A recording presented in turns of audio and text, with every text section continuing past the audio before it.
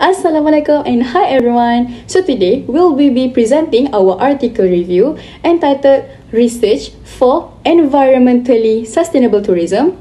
All talk, no actions. So this article is written by Sarah Dolnica and Daniel Green, published in the Journal of Hospitality and Tourism Management in 2025. So, the article is highlighting about how global warming is becoming a serious and urgent issue.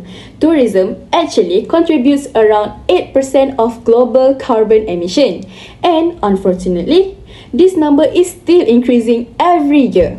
So, the author looked at 30 years of research to see whether the tourism industry has really taken the real action or whether it's still mostly just discussion and without a real progress. So basically, the question is, after all these years, the tourism industry is really becoming more sustainable or is just still all talk and no action? Okay, now let's move on to the main issue found in this article. The first one is about the tourism's growing environmental footprint. Tourism-related emissions are rising about 3% every year. It involves the high use of the water, land, food resources, and also energy. On top of that, water generation, especially the food waste, are extremely high.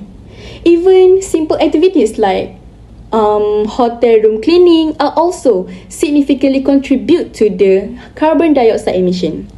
So overall, tourism is still very resource heavy and has not managed to reduce its environmental impact effectively.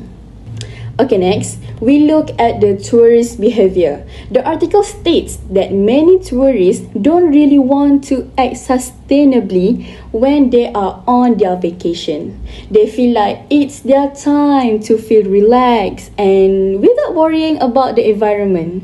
So, even people who are environmentally conscious at home do not behave the same way when they are traveling. So, this is what we call attitude behavior gap. They know what is right, but they don't act like it, especially during their vacations. Alright, another issue is about the research itself.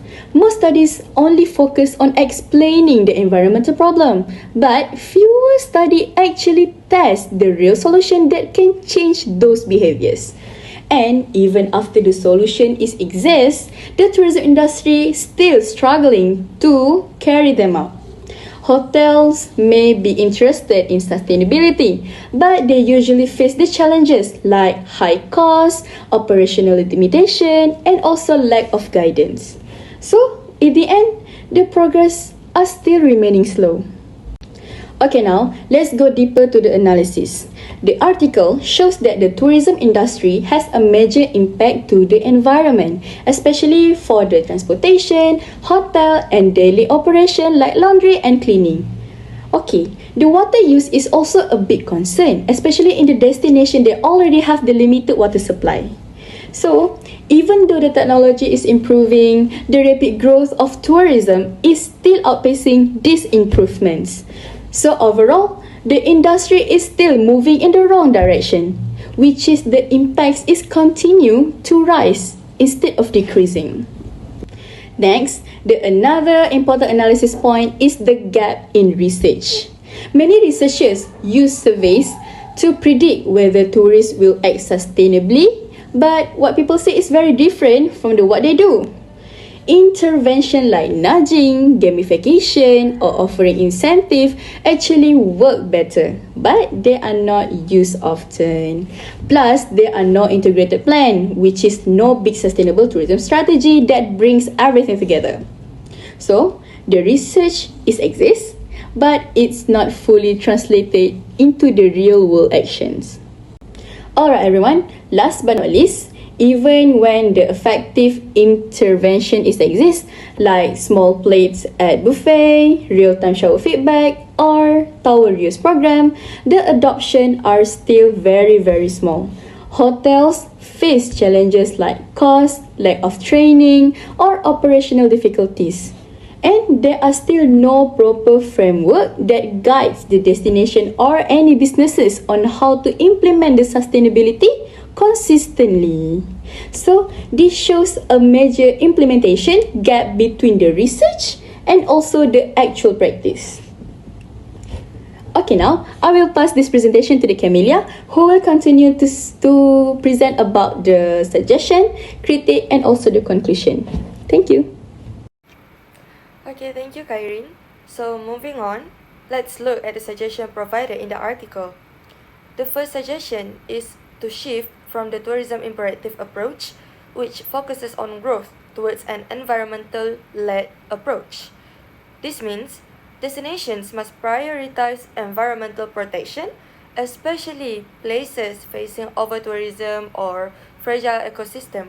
Next, the article also suggests to create integrated sustainable tourism frameworks. Instead of doing small, isolated actions, governments and tourism boards should have a complete and structured sustainability plan.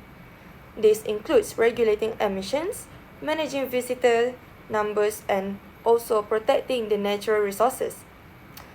Another important point is education. Tourists need better awareness of how their actions may impact the environment. Destinations can use marketing, pricing strategies, or travel apps to promote sustainable choices. The article also recommends increasing the use of behavioral intervention based on theories like nudge theory. So, the example include changing buffet plate sizes, offering rewards for sustainable actions, using opt-out systems instead of opt-in, and also giving guests real-time usage feedback. Finally, collaboration is essential. Scholars, policymakers, businesses, and local communities all need to align their sustainability goals and work together. So, this matches with what we have learned in class about the multi-stakeholders involvement. Okay, so here is our critique and comments. The article does a good job in highlighting the major issues in sustainable tourism, but it also reveals how slow the progress is. Many studies keep repeating similar ideas without moving toward real solutions. We also agree with the authors that relying on intentions is not effective because intentions don't always turn into real behavior, especially in tourism. So overall, the article strongly supports the idea that long-term sustainability requires both structural changes and changes in individual behavior. To conclude, the article shows that sustainable tourism research has had more discussion than action over the past 30 years. There are many studies showing the environmental impact, but only a small number of practical interventions are actually used in real-world settings. The authors propose two urgent directions. The first one is systematic transformation, where tourism moves towards a model that prioritizes the environment. The second one is field-tested behavior interventions, which is to reduce waste, emissions, and resource use. So, the main message is clear. The tourism industry needs to go beyond identifying problems and start to implement effective research-backed solutions. Thank you for listening to our presentation.